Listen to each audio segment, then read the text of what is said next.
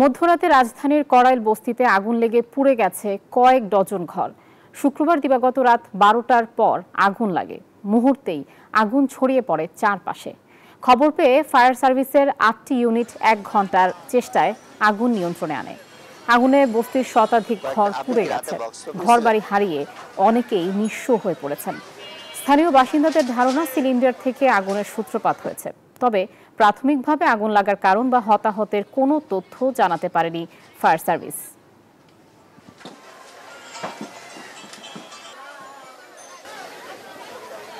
আয়শা, রাত 12টা 40 হচ্ছে fire service খবর পায় যে রাজধানীর বনানীতে যে করাইল বস্তি রয়েছে সেখানে আগুনের সূত্রপাত হয়েছে। তারপরে কিন্তু ফায়ার সার্ভিসের টিম এখানে চলে আসে। সেখানে 10 থেকে 11টি ইউনিটের চেষ্টায় হচ্ছে করাইল বস্তির আগুন নিয়ন্ত্রণে নিয়ে আসে। আর আপনি যে প্রশ্নটি করেছেন সেটি হচ্ছে যে এখানে ক্ষয়ক্ষতির পরিমাণটা হচ্ছে এখানে যে বাসিন্দারা রয়েছেন তাদের সাথে আমরা কথা বললাম। তারা জানিয়েছেন যে প্রায় শতাধিকেরও বেশি বসতঘর কিন্তু আগুনে ছাই হয়ে গিয়েছে। আর সেখানে যে আগুনের যে সূত্রপাত তারা বলছেন যে এখানে ঠিক বসতির ঠিক পশ্চিম পাশে একটি খাবারের হোটেল রয়েছে। সেই হোটেলে হচ্ছে প্রথমে আগুনের সূত্রপাত হয়। সেখান থেকে হচ্ছে এরপর হচ্ছে 4 থেকে 5টি সিলিন্ডার বিস্ফোরণের শব্দ শোনা যায়। এরপরেই কিন্তু পুরো বস্তিতে আগুন ছড়িয়ে পড়ে। সেই সাথে ফায়ার সার্ভিস দ্রুত চলে আসা এই আগুন নিয়ন্ত্রণে নিয়ে আসা হয়েছে। কিন্তু তারপরও এখানে প্রায় 100-রও বেশি বসতঘর কিন্তু পুড়ে ছাই হয়ে গেছে। আর আপনারা দেখছেন যে এখন যেই পরিবেশ দেখছেন যে করাইল বস্তিতে সেটা হচ্ছে যে যার যার বসতঘর থেকে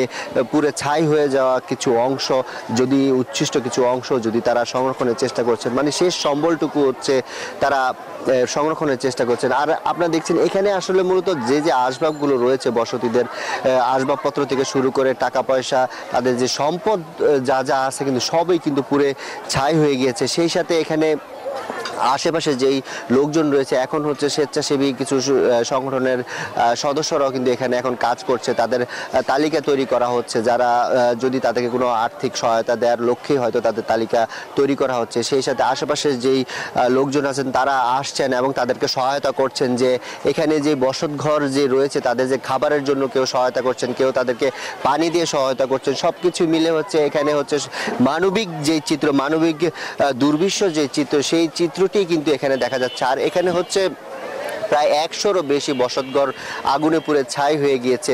আর রাত 12টা 40 যখন আগুন লাগে তখন কিন্তু এখানে প্রায় সাথে সাথে কিন্তু ফায়ার সার্ভিস এসে আগুন নিয়ন্ত্রণে আসে। তবে এখন পর্যন্ত হতাহতের কোনো ঘটনা ঘটেনি বা ফায়ার সার্ভিসের পক্ষ থেকে নিহত বা কোনো অনাকাঙ্ক্ষিত কোনো ঘটনা কিন্তু এখন পর্যন্ত পাওয়া যায়নি। এই ছিল করাইল বস্তি থেকে আমার কাছে সবশেষ আগুনের তথ্য।